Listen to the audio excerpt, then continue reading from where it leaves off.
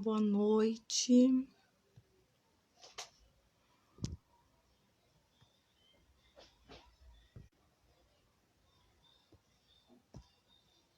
Olá, boa noite.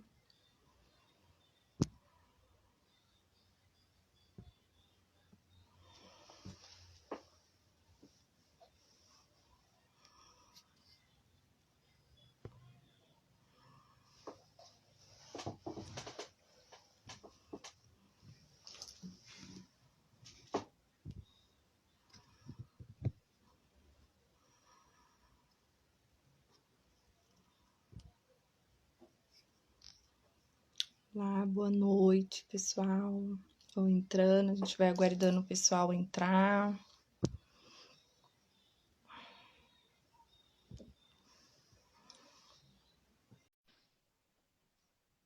Hoje eu vou estar falando com o Dr. Matheus Baraldo, otorrinolaringologista.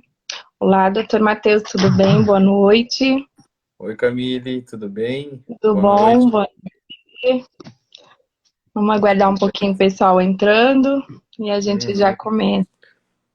O áudio tá bom? Tá travando um pouquinho o seu áudio, você tá me ouvindo legal? Isso, tava travando, mas agora tá bem. Essas oscilações, esse horário é um horário de pico, né? É, As aí lives, às né? vezes acontece. É assim mesmo. Vamos lá, o pessoal tá entrando, bem, vou iniciar. Bom, hoje a gente vai estar aqui à noite, né, conversando com o Dr. Matheus Baraldo. Para quem não conhece, às vezes não é de São José do Rio Preto, ele é otorrinolaringologista aqui em Rio Preto, Uhum. né, bastante especialista também na questão da rinite, dor de ouvido, de alguns tratamentos específicos para rinite, né, e a gente vai estar falando essa noite, ele vai estar explicando para vocês referente a esses tratamentos, né, a como identificar a questão da rinite, do que é rinite mesmo, que muita gente vem confundindo, né, às vezes com resfriado, né, com gripe, principalmente em criança, que é um pouquinho mais difícil de identificar, né, principalmente nos menorzinhos que às vezes não sabem falar muito o que estão sentindo, então as mães acabam, né, confundindo aí. Uhum. Meu nome é Camille, né? Para quem não me conhece também, eu sou terapeuta homeopata, também trabalho com a parte de homeopatia, né? Que é uma medicina natural, onde a gente trata também essas questões da rinite, né? De tantas outras doenças, mais puxado mais para o lado emocional, né? Então agora eu vou passar a palavra pro doutor Baraldo, né? O doutor Matheus Baraldo, para ele estar falando aí um pouco para você. Doutor Matheus, aí explica pra gente um pouquinho do que é a rinite. Uhum. Camille, primeiro, obrigado pelo convite, viu? É muito bom falar sobre esse assunto, sobre rinite, sobre a minha especialidade. E o pessoal que estiver assistindo, quiser fazer perguntas também durante a nossa conversa, eu vou tentar responder. Camila, então, rinite é uma inflamação da mucosa interna do nosso nariz, da parte interna do nosso nariz. Muitos pacientes perguntam para mim, doutor, mas eu tô com rinite, eu tô com sinusite. E aí eu falo para os pacientes, se você espirrou, se escorreu o seu nariz, ou se você respira bem e entupiu o seu nariz, isso é uma rinite. Por quê? Isso aí é uma manifestação de um sintoma que está acontecendo lá dentro, que é uma inflamação.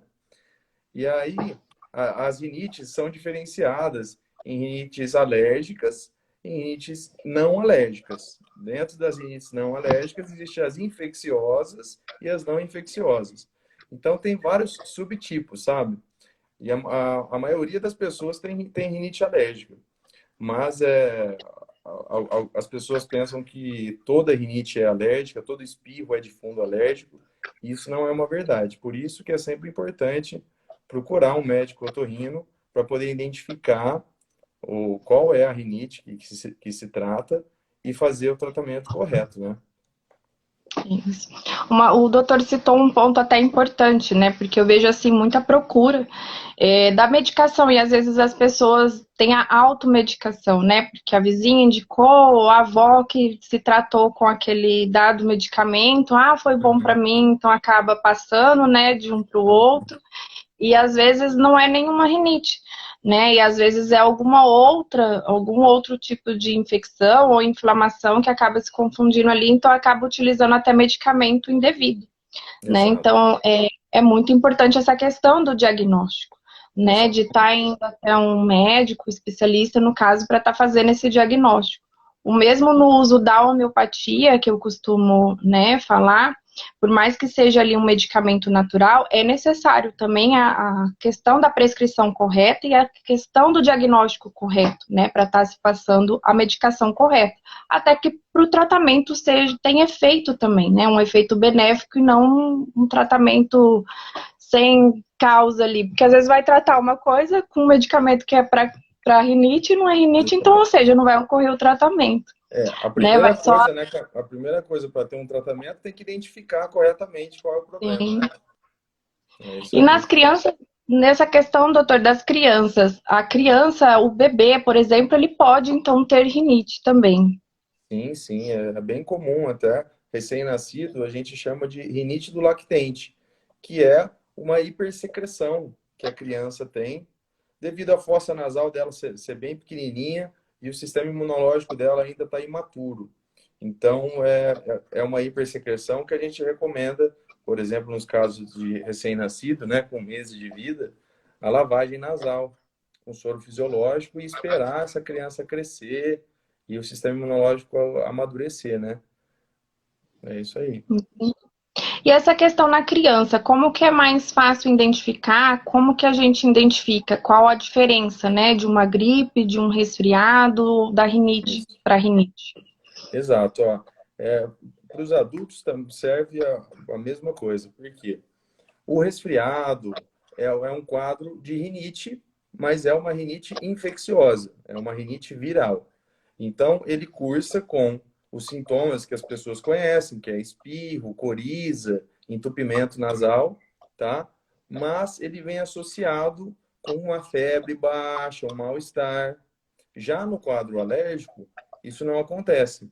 Então, é somente o quadro de espirros, coriza, mas ele não cursa com febre, né? Então, basicamente, isso serve tanto para os adultos quanto para crianças. E uma coisa que acontece muito nas crianças é que é comum uma criança ter mais ou menos uns 8 resfriados por ano. Então, muitas mães ficam perdidas se é um resfriado, se é uma rinite alérgica. Então, é sempre importante levar no especialista para poder identificar, né? E às vezes, no caso da rinite alérgica, a gente orientar no controle ambiental, no tratamento com as medicações, e no caso de se for resfriados recorrentes, fazer tratamento para aumentar a resistência, né? Na questão da imunidade, né? Na Seria? questão, na questão da imunidade, exatamente, com polivitamínicos, com a homeopatia também, né? Pode Sim. ajudar. E, doutora, assim, eu vejo que é bastante recorrente isso, né? Principalmente quando a criança está em idade escolar, logo que ela inicia ali, né? Referente na escola, há muita, né? Até pela baixa imunidade ainda que a criança não tem, né? Ela está adquirindo ali a questão de anticorpos, né? Então, na fase escolar acontece muito, não só na questão da rinite, né? Como outras doenças também, mas Isso, essa questão da gripe, da rinite, eu vejo que é bem recorrente na criança, quando ela inicia na escolinha e um vai passando para o outro. Então, isso. assim, o primeiro cuidado que a mãe pode ter nesse caso seria com a parte imunológica da criança, como seria? Olha, é assim, a criança, quando a gente até percebeu isso agora na pandemia, né? Quando pararam as aulas, as crianças pararam de ficar doentes, né? Porque Verdade. ó, as crianças acontece, como eu falei, é muito mais comum as crianças ficarem resfriadas do que os adultos, porque os adultos já têm um sistema imunológico maduro. E o vírus do resfriado, né? Ele é de muito fácil transmissibilidade. Então, criança junto, elas vão automaticamente uma passar para outro vírus, né? Então, criancinha na escola é muito comum ficar com esses resfriados recorrentes, né? E na parte das crianças, além da imunidade, também tem outro fator que é a adenoide. A adenoide, que muita gente já ouve falar, né? que é uma carne crescida, é um tecido linfóide que fica no fundo do nariz, e algumas crianças, ela é muito aumentada, a ponto de prejudicar a passagem do ar e fica tendo acúmulo de secreções. Então, às vezes a criança vive congestionada, vive com a boca aberta, ronca à noite, e às vezes tem, além de tudo isso que a gente falou, da resistência e tudo mais, tem um fator da hipertrofia da adenoide. E às vezes vem até cirúrgico, né? Isso. Eu mesma tive adenoide. E essa adenoide, ela pode voltar, vamos supor, uma vez que operada, ela volta ou não? Como que acontece? É assim, pode, não é comum, mas existem casos que voltam sim, tá? Quando é um quadro alérgico, tá muito associado com a resistência. Normalmente, criança que tem muitas infecções tende a ter uma hipertrofia da adenoide maior, e também o quadro alérgico, né? Que tem um quadro alérgico bem intenso, essa adenoide ela pode aumentar, voltar a crescer. Mas isso é incomum. Na maioria dos casos, a gente opera e está resolvido. Tá? Bacana. Tem uma pergunta aqui de uma pessoa que está nos assistindo, a Letícia, ela está perguntando, é normal o gotejamento nasal ser constante? Como resolver? Não é normal, Letícia, não é normal. É normal quando nós estamos ou em uma crise alérgica, ou em um resfriado, ou com uma sinusite, quando nós estamos com uma inflamação no nariz. Mas se eu deduzo que você está falando do seu caso, se tem esse gotejamento nasal é porque alguma coisa está errada. Ou você está com uma rinite alérgica persistente, ou você está com uma sinusite crônica, é alguma inflamação no seu nariz. É como eu digo, sabe? Os sintomas é um alerta do seu corpo querendo te mostrar alguma coisa. Então, se ele está espirrando, o nariz está espirrando, é porque ele está querendo jogar para fora alguma coisa. Se está com coriza, é porque também está querendo jogar para fora alguma coisa que está irritando ele. Entendeu? E nessa questão, a rinite, a gente tem assim percebido também que ela pode ser de fundo emocional, O filho né? da Letícia.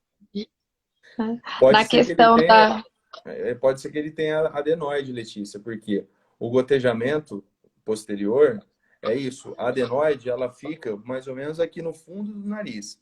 O nariz está aqui e a adenoide está aqui. E aí, a adenoide é crescida, a secreção que é normal do nosso nariz produzir, o muco que é produzido, ela vai ficando parada ali e vai formando uma coisa que chama biofilme, que é um aglomerado de bactérias, e isso vai causar um gotejamento nasal constante. Então, precisa dar uma olhada mesmo. Desculpa, Camilo. Acho, imagina, é porque o meu também deu um pequeno atraso aqui, por isso que eu não tinha visto ela falando, até me desculpa. Nessa questão da rinite, a gente sabe também que ela pode ser de fundo emocional, né? E às vezes causado por questões emocionais, no caso de uma ansiedade. Então, assim, como identificar? E seria na falta de um diagnóstico onde não há uma inflamação, não há uma infecção, como que seria? Exatamente.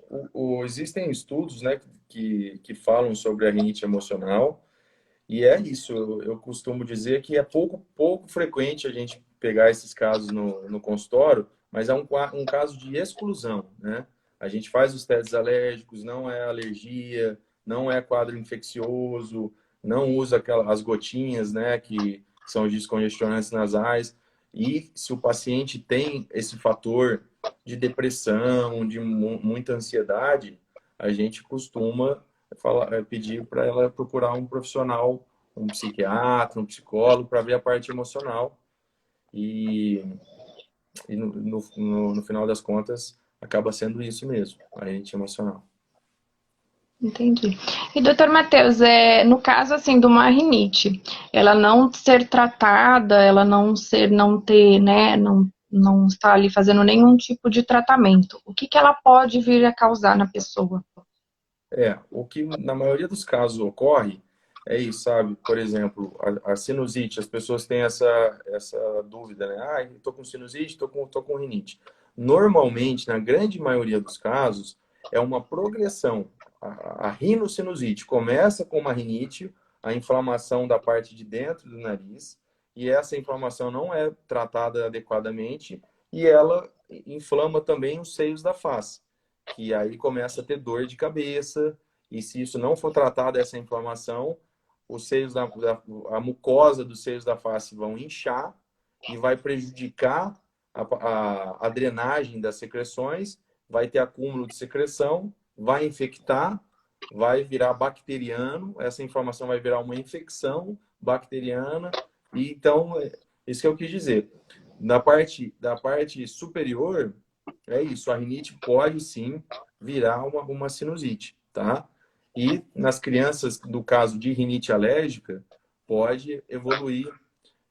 Por exemplo, a criança tem uma rinite leve, começa com um quadro, um espirrizinho aqui, um espirrozinho ali, uma coriza, e isso não é procurado um profissional adequado, continua tendo essa exposição a esse fator irritante, essa rinite leve vai aumentando para uma rinite moderada, uma rinite grave, e pode chegar até a desenvolver asma na criança.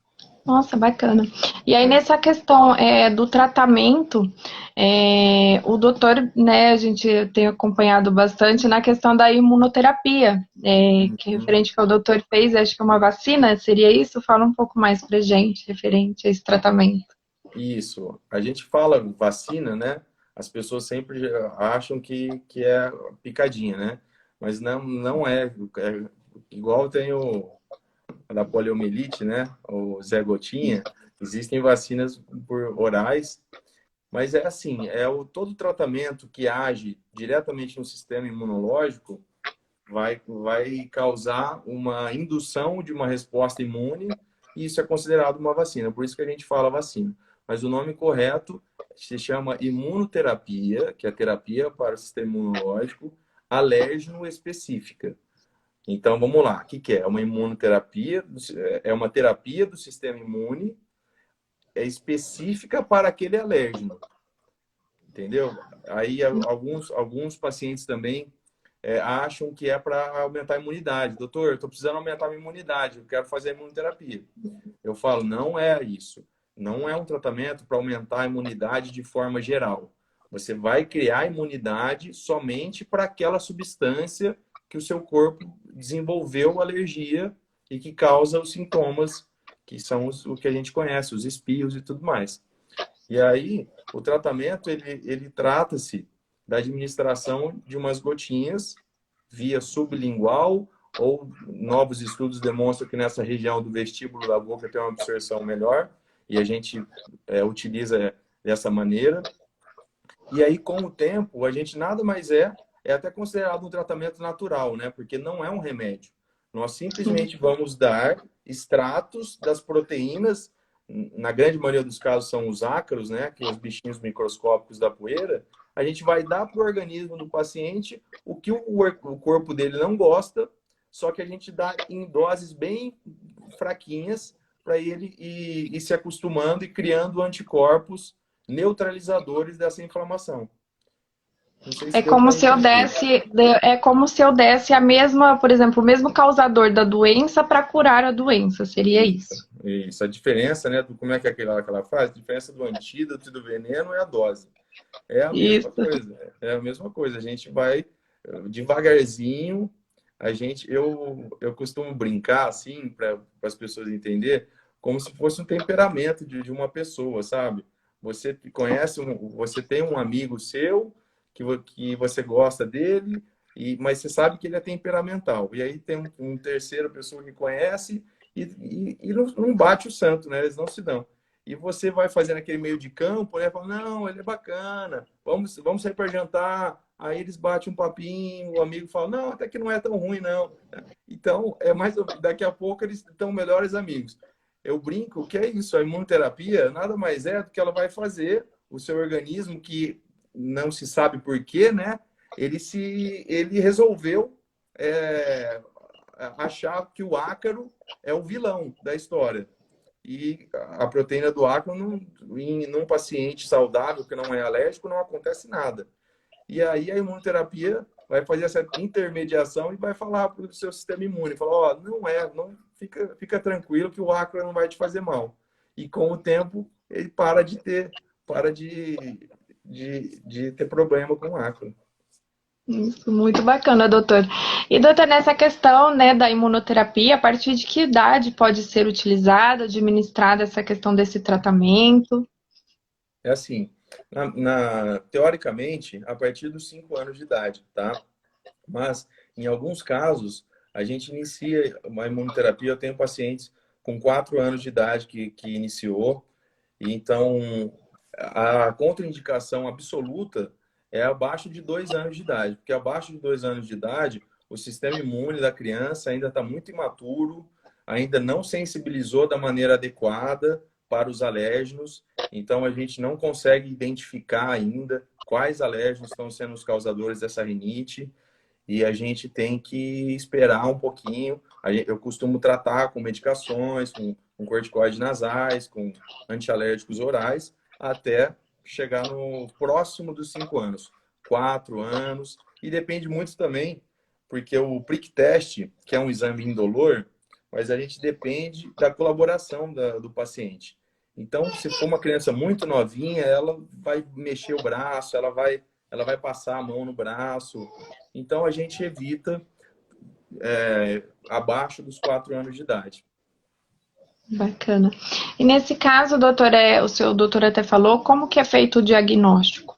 Né, assim, a pessoa, vamos supor que ela vai na sua clínica, como que ela vai ser diagnosticada, como que é feito, né, esse exame para saber referente à rinite? É assim, ó, a rinite, o diagnóstico da rinite, ele é clínico, tá?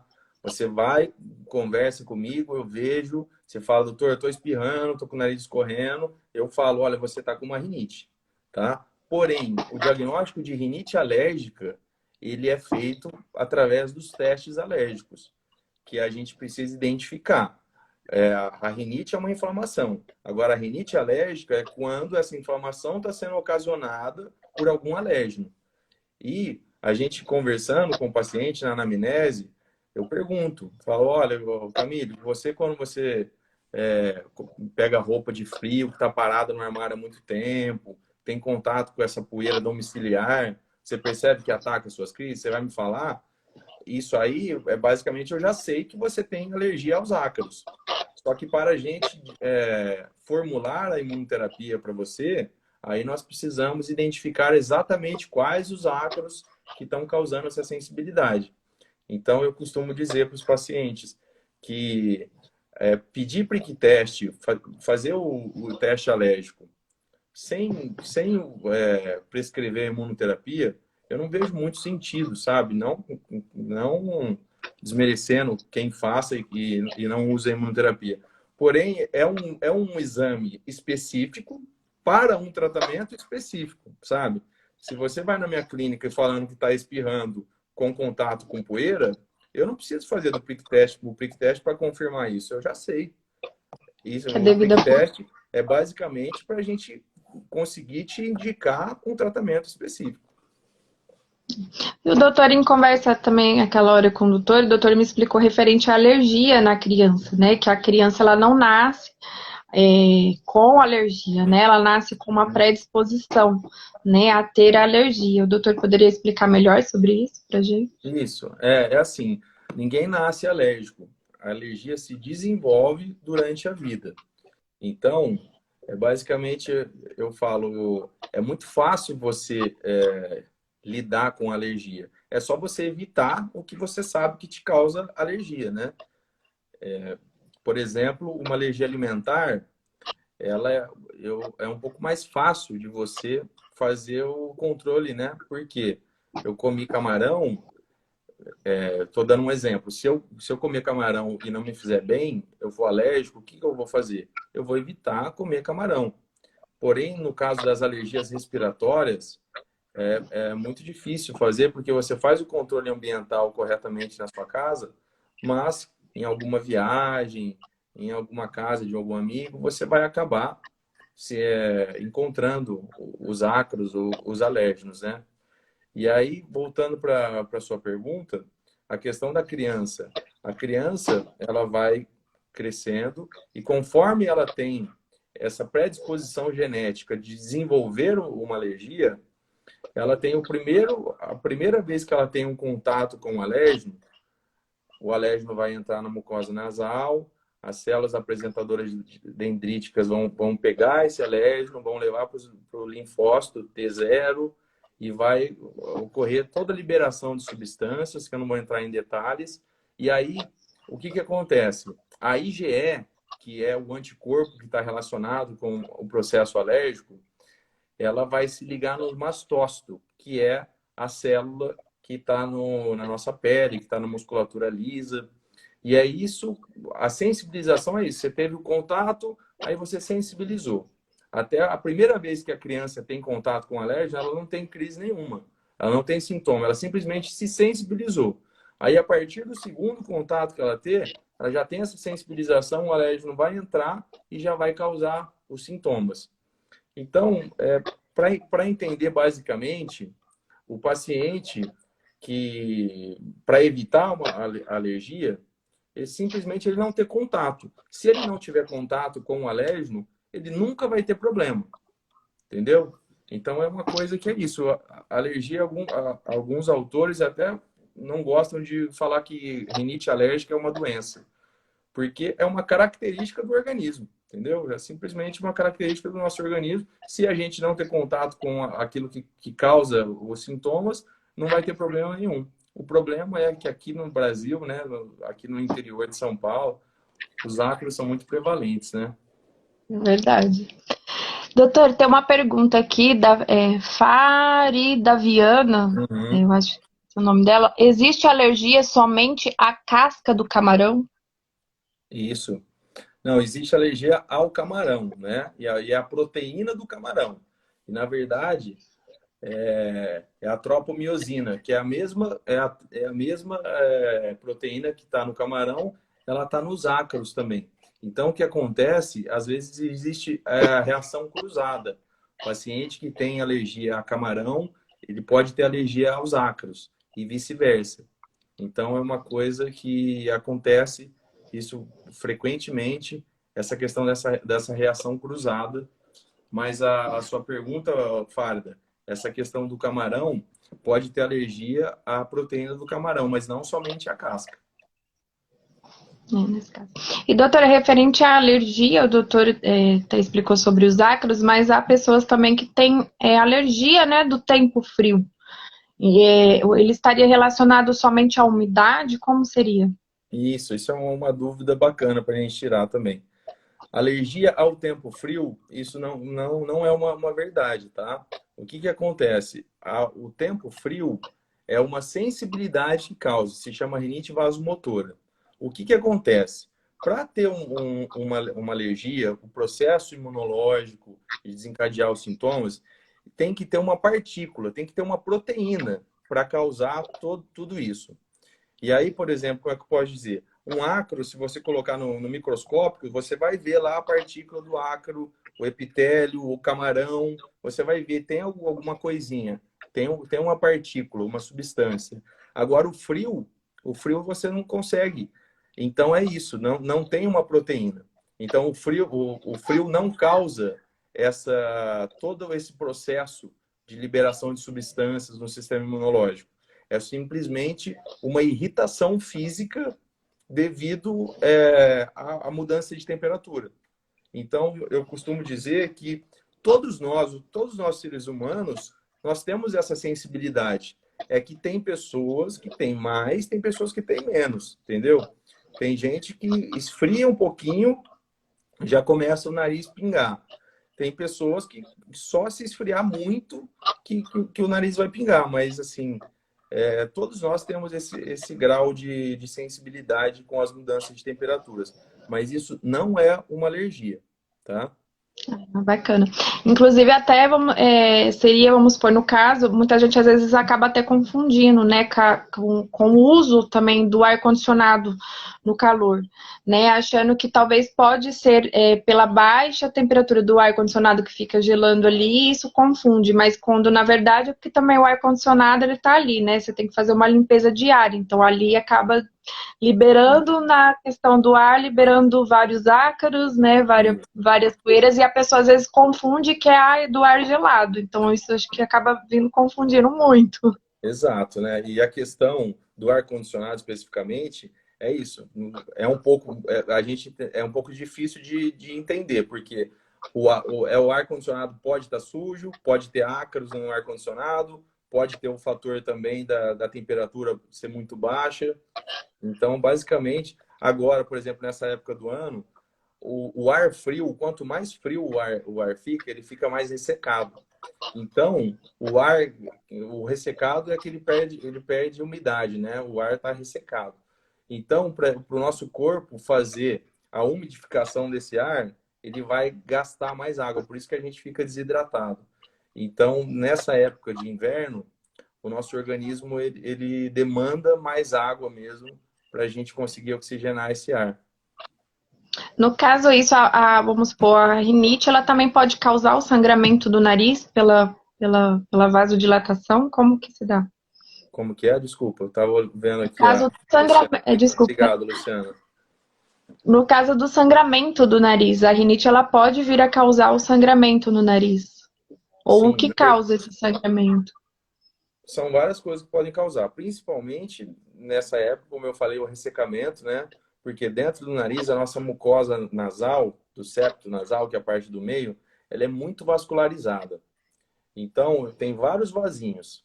E aí, se essa mucosa, o normal dela é ser úmida, ela fica muito ressecada devido ao ar seco, fica mais fácil desses vasinhos romperem, tá? E uma das coisas também que ocasionam os sangramentos é o desvio de septo. O famoso desvio de septo, né? Que muitas pessoas falam, é até bacana a gente falar um pouquinho dele. O septo nasal, ele é a estrutura do meio do nosso nariz, que divide as nossas narinas por igual. E no caso de um desvio, o desvio quando fala desvio, é tortuosidade, ele está torto. E aí essa mucosa que está aqui, quando a gente respira, o ar fica passando aqui. Quando você tem um desvio de septo, a mucosa vira e quando você respira, o ar bate direto nessa mucosa. Isso leva também a ressecar mais essa mucosa e ficar mais frágil. E aí pode acontecer desses vasinhos romperem. E aí, o caso de sangramento com desvio de septo associado, a gente tem que fazer a cirurgia. Bacana. E isso pode levar, assim, a sérios problemas, né? A questão do desvio de septo. Eu acho que às vezes até prejudica um pouco mais a sinusite ou não? Muito, muito. Dependendo do grau do desvio de septo, ele pode ser o causador da sinusite. Então, a gente tem que... Os pacientes perguntam para mim, doutor, eu preciso operar do desvio de septo? Eu falo, olha, essa cirurgia é uma coisa que o paciente que indica ela, porque vai muito de acordo com os sintomas dele. Se ele tem um desvio de septo e está tendo sinusites recorrentes, provavelmente é o desvio de septo que está causando essa sinusite. Se o paciente tem um desvio leve a moderado, mas está tendo muito sintoma, tem que indicar a cirurgia. Então, vai muito de acordo com o sintoma, entendeu? Entendi. Vamos passar agora um pouquinho para a questão da dor de ouvido. A gente falou bastante da Vamos. rinite, né? Se alguém tiver alguma dúvida, também pode ir mandando aí. Só para a questão do nosso tempo, infelizmente é curto, o assunto é bem extenso, mas o nosso tempo é meio curto. É. Eu Então tô vamos falando, não sei passar. se está dando para entender, mas pelo menos Não, tá por sim, tá cima, assim. perfeito. Se alguém tiver alguma dúvida, pode mandar as perguntas. Na questão da dor de ouvido, a rinite ela pode levar a uma dor de ouvido? Pode, principalmente nas crianças. Porque dor de ouvido, ela pode... a gente tem que diferenciar se é uma da parte externa do ouvido, que é a otite externa, e a otite média, que é da parte média, a parte atrás da membrana timpânica. E nas crianças, é muito comum, mais ou menos 90% das crianças até os 10 anos de idade vai ter algum episódio de otite média, que a otite média é da parte de dentro. Por que que isso acontece nas crianças? A tuba auditiva é um caninho que liga o ouvido ao nariz. Ela serve para equalizar a pressão do nosso ouvido. Então, quando a gente faz assim, ó, a gente sente uma pressão, quando anda de avião, sobe serra, é a tuba auditiva que está trabalhando. E nas crianças, quando elas são num processo de crescimento, elas são pequenas, essa tuba auditiva ela é menorzinha e ela é mais horizontal, ela é mais deitadinha. Ou seja, essa tuba auditiva ela está mais próxima do nariz, junto com aquilo que eu te falei, que a criança ela naturalmente ela já é mais hipersecretiva. A tuba auditiva, a comunicação com o nariz, ela acaba no fundo do nariz, lá próximo da adenoide. E aí, se a criança tem uma adenoide hipertrofiada, vai favorecer mais ainda para essa secreção ir para o ouvido.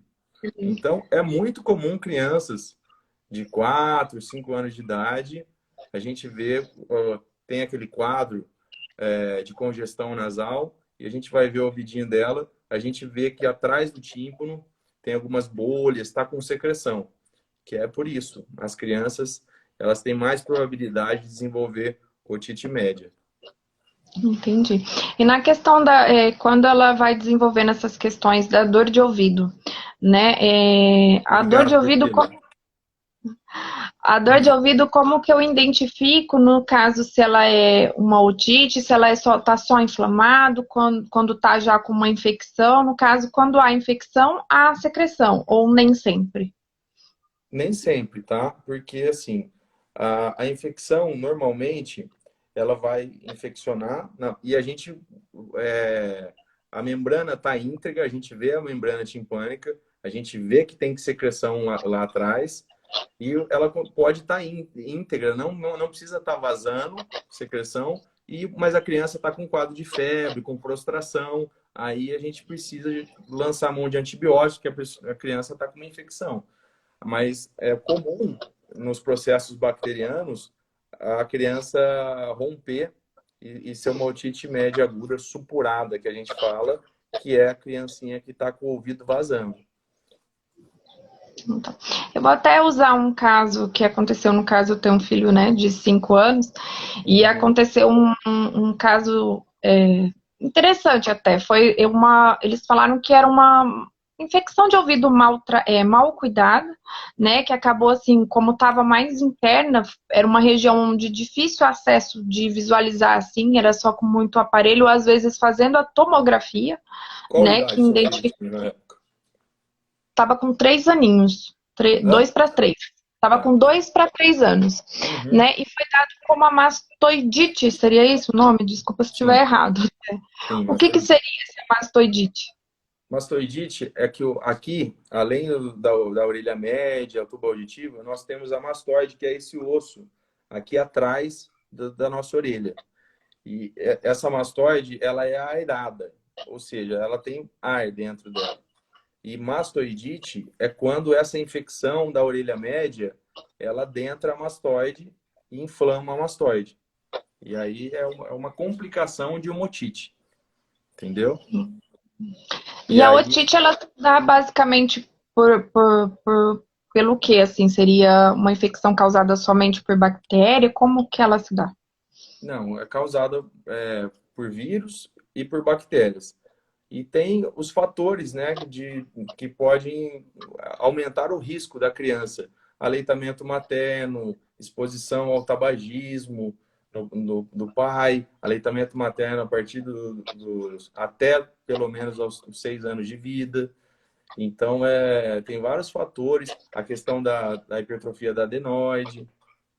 Então, alguns fatores que podem corroborar para ter essas complicações das otites.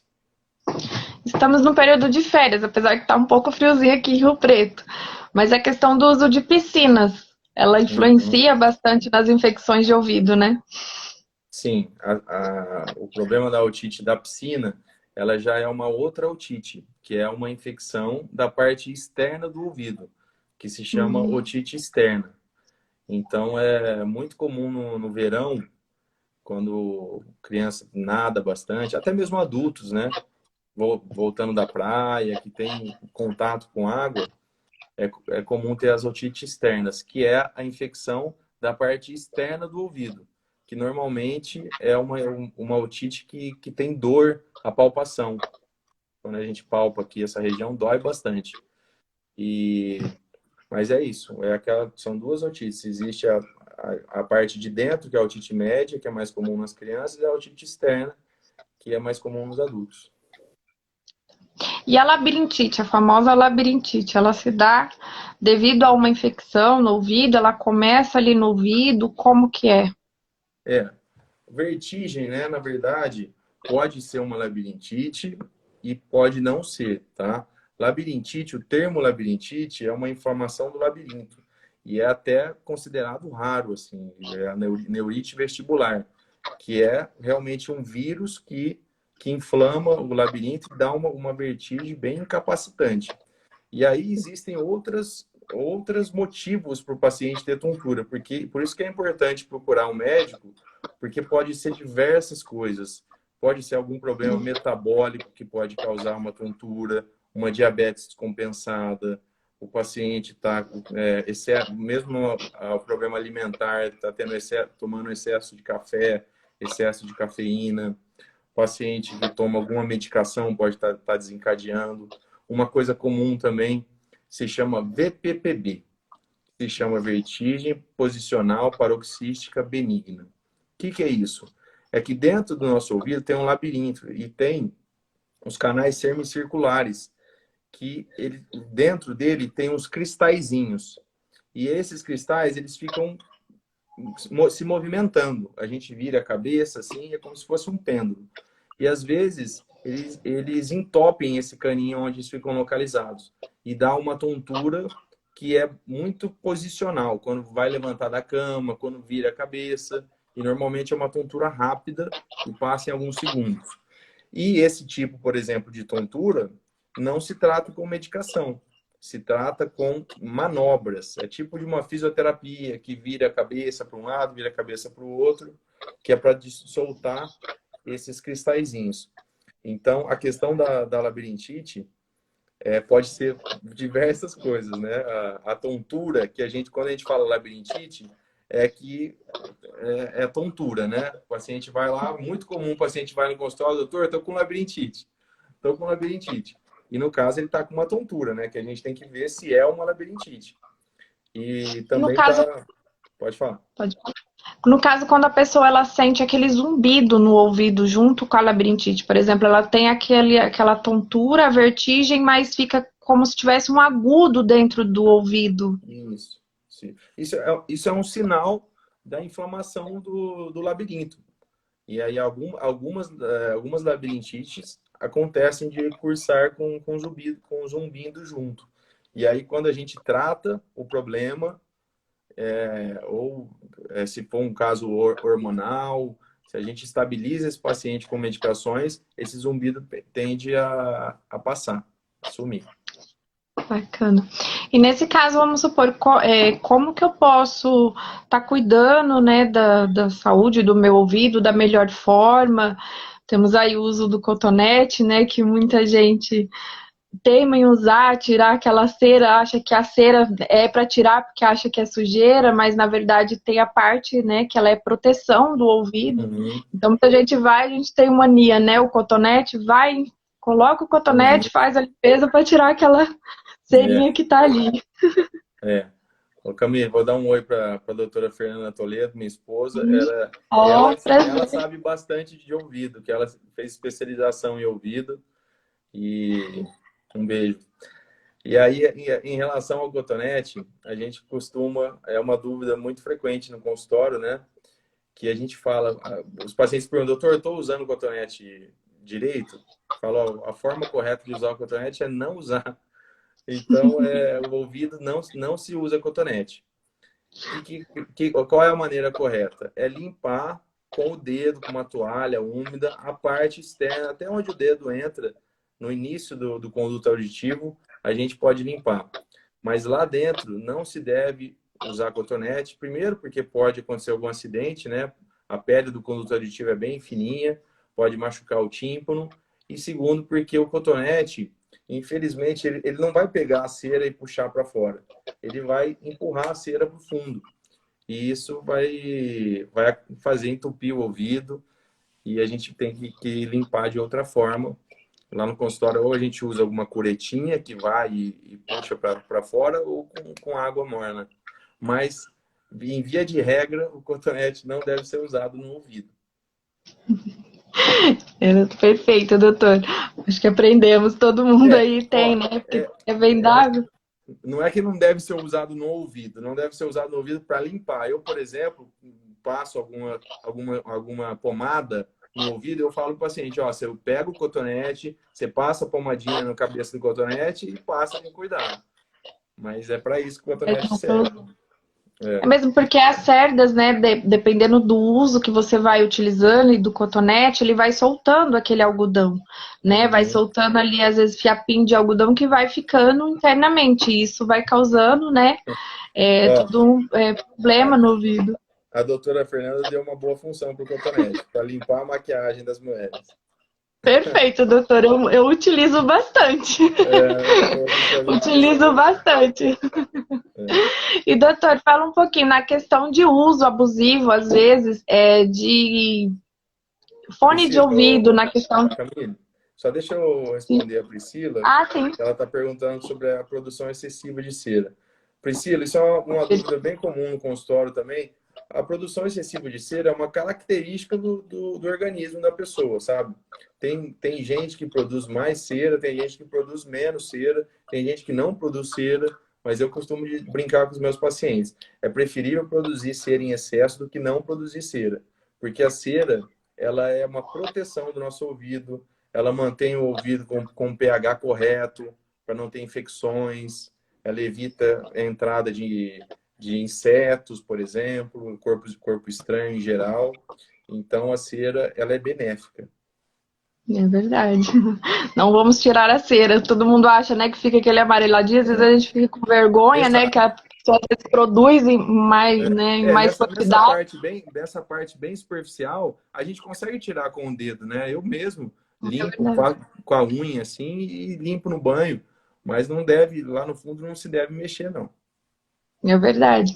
E nessa questão do uso excessivo, como eu ia falando, do fone de ouvido, né? O que pode causar na questão do tímpano, o que causa, às vezes, né, na questão da perca auditiva. Uhum. Então, o fone de ouvido, a gente orienta os pacientes que costumam jogar jogos, assim, a gente tem que orientar o paciente em relação à intensidade e em relação ao tempo, tá? Quanto maior a intensidade do volume, menos tempo você pode estar exposto àquele ruído. E se for uma intensidade menor, você pode utilizar num tempo maior. Eu costumo dizer para meus pacientes que quem está do seu lado não pode estar ouvindo o que você está ouvindo no fone de ouvido. Se estiverem ouvindo é porque tá muito alto, está excessivo. E aí, que isso causa? Isso pode causar um trauma acústico, porque dentro dos nossos ouvidos existem umas células ciliadas, como se fossem uns pelinhos. E aí, quando a gente tem o som, a barreira sonora, ela causa o líquido que a pele linfa, ela vai mexer esses cílios. E quando esse estímulo é muito forte, isso causa uns traumas nesses cílios. E isso pode ser até irreversível. Isso causa o zumbido. Muitos pacientes vão na clínica, que trabalham com música, com esse tipo de coisa, e tem esse trauma acústico e a gente fala, olha, pode ser que seja irreversível. Esse zumbido você vai ter que acostumar com ele. Eu acho que não só na questão acústica, né? Mas isso também pode acontecer, vamos supor, se a pessoa pratica, às vezes, mergulho, né? Eu lembro de uma viagem que eu fiz e como eu tinha labirintite, o rapaz até não deixou eu descer, né? Na questão do mergulho, porque ele falou que aquilo poderia causar uma pressão muito grande e Sim, vir a estourar meus tímpanos. exatamente. O senhor pode explicar um pouquinho melhor referente a isso da labirintite, dessa questão de causar. Isso se chama barotrauma, né? Porque é aquela questão da tuba auditiva que eu comentei no começo da live. A tuba auditiva é um órgão muito importante para o nosso ouvido. Então, é ele que faz equalizar a pressão. Quando você vai mergulhar, por exemplo, você tem que fazer as manobras, né, de equalização da pressão, porque se você for de uma vez, essa pressão pode até estourar seu tímpano, pode afetar a sua audição. Então, a questão da audição, ela está muito ligada à pressão do nosso ouvido. Bacana. E na questão de... A doutora colocou que pode causar o barotrauma no mergulho. No mergulho é mais comum de causar barotrauma. E assim, o que mais pode causar essa questão da pessoa perder a audição? Assim, né? Qual doença levaria nessa questão, doutor Sabe? São várias coisas que podem causar, desde tumores, né? Existe uma patologia que é a surdez súbita, que o paciente ele perde a audição de repente e em alguns casos perde totalmente, em alguns casos perde parcialmente. A boa notícia é que a grande maioria dos casos retornam ao normal, mas são várias coisas que podem causar a perda da audição e a mais comum, principalmente, é a idade, né? Que a gente vai envelhecendo e os nossos órgãos eles vão se deteriorando. Então a audição ela vai diminuindo conforme o tempo vai passando. E aí o tratamento para isso é a utilização de próteses, que são os aparelhos auditivos, né? Entendi. Muito bacana. Eu vou deixar agora esse espacinho aberto, se alguém quiser fazer uma pergunta, que a gente já está quase encerrando o horário. Alguém tem alguma pergunta para o Dr. Matheus? Pode enviar que a gente vai estar respondendo também. Na Marina questão Verdes, minha colega, Gil Bonfá, Wagner, Matheus, um abraço aí para todo mundo. Obrigado por estar assistindo aí. Na questão do uso né, daqueles sorines, eu vou dizer, para o nariz, o que o doutor me diz?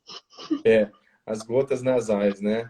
As gotas nasais, elas parecem ser milagrosas na hora, né? Mas tem um preço, né? Por quê? O que acontece? Por que alivia tanto, né? Quando a gente usa o famoso Sorine, né? O soro, essas coisas. É porque as gotas nasais são descongestionantes. Elas são vasos constritores, na verdade. E os vasos constritores, no nosso nariz, na parte de dentro, tem o septo, como eu falei, que é a parte do meio, e na parte lateral tem os cornetos, que é a carne esponjosa, que o pessoal fala popularmente. E o normal deles eles incham de tamanho, eles murcham conforme o tempo muda. E como eles são muito vascularizados, quando a gente usa as gotas nasais, os vasinhos, como eu falei, ocorre vasoconstrição, e todos os vasinhos dessa carninha, eles diminuem de tamanho, eles têm uma vasoconstrição. Com isso, ela diminui também.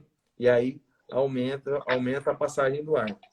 Porém, isso, ele fecha o vaso do nariz, mas ele fecha os vasos do corpo em geral, né? E isso ocorre aumento da pressão, aumento do batimento cardíaco, e isso vai levar ao paciente ter mais chance de ter problemas cardiovasculares, como AVC, como infarto. Então, fora que ele tem o efeito rebote, que você usa, aí melhora, alivia. Aí passou algumas horas, incha de novo, aí você usa, e quanto mais esse processo vai se repetindo, mais o seu corpo vai ficando resistente a ele. Cada vez mais os vasinhos vão fechando cada vez menos, e aí você tem que usar cada vez mais a medicação, e aí é um ciclo danoso para o organismo, né? Não tem jeito. Essa questão até a Letícia fez a pergunta, mas acho que o doutor até já respondeu, que ela perguntou por que vicia, né? Acho que é dado por esse efeito rebote, né? Conforme eu tenho um alívio, então eu vou me condicionando, eu quero me aliviar, então eu vou utilizando mais. Então não é que ele causa o vício, né? No caso é a pessoa, é o emocional da pessoa, digamos, né? Que vai trabalhar assim, à medida que eu tenho um alívio, então eu vou utilizando mais aquilo que está me aliviando, está me agoniando. É isso mesmo. E quanto mais você vai usando, ele vai fazendo cada vez menos efeito e você vai precisando utilizar cada vez mais E o vício é isso, né? Você vai ficar dependente daquela medicação, né? A doutora Fernanda até colocou, e o Nelsoro viu um casamento inseparável, vive no bolso, na cama e nas viagens.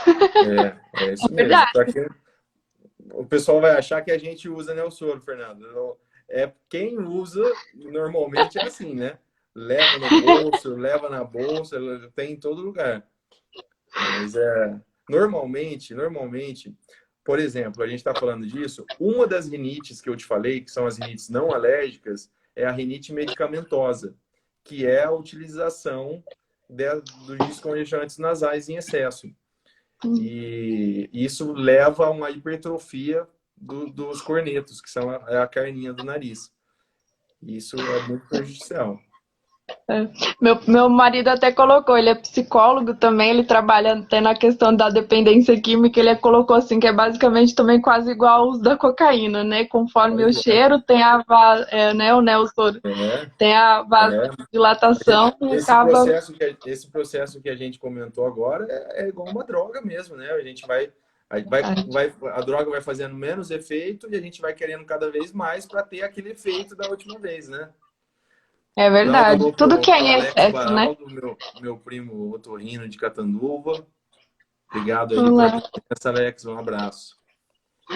Eu vou encerrando aqui, doutor, então, porque já está também encerrando o nosso tempo. Quero já de antemão deixar a minha gratidão, né, por ter aceitado fazer essa live, dividir tanta informação rica, né, para as pessoas aí. Às vezes a gente não tem conhecimento, né, de como cuidar dessa questão, né, da saúde do nariz, do ouvido. Então, é mais ou menos quando acontece esse sintoma, eu vou aí me automedicando, e a hora que vai se agravando, que eu às vezes venho procurar um médico, né, um diagnóstico correto de uma pessoa que entende. Então, as Legal. pessoas às vezes tendem só, é só uma gripinha, né? É só um resfriadinho, ou só uma dorzinha e vai se Uhum. automedicando. Então, fica aí a Bacana. dica, né, para todo mundo, que sempre procure um especialista antes de se automedicar, né, seja com uma medicação natural ou seja com uma medicação indicada, porque cada medicação ela deve ser prescrita corretamente para um tratamento ocorrer também correto e não causar mais danos, né? Uhum. Então, assim, já agradeço de antemão, né? Muito obrigada. Fica a minha admiração, né? Sempre me cuidei com essa questão com seu pai, conheço a clínica super de confiança. Meu filho, né? Trata com você. Então, muito obrigada mesmo por todo o carinho, por toda a informação.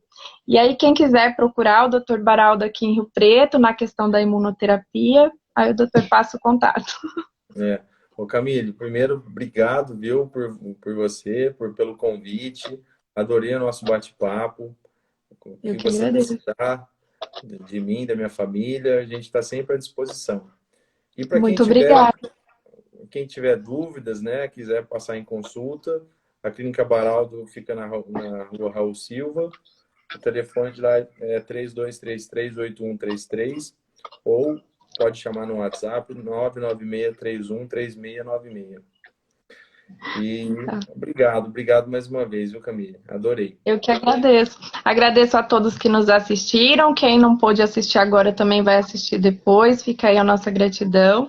Temos também a questão do tratamento homeopático, né? Que Uhum, também o seu pai sempre indicou também nessa questão.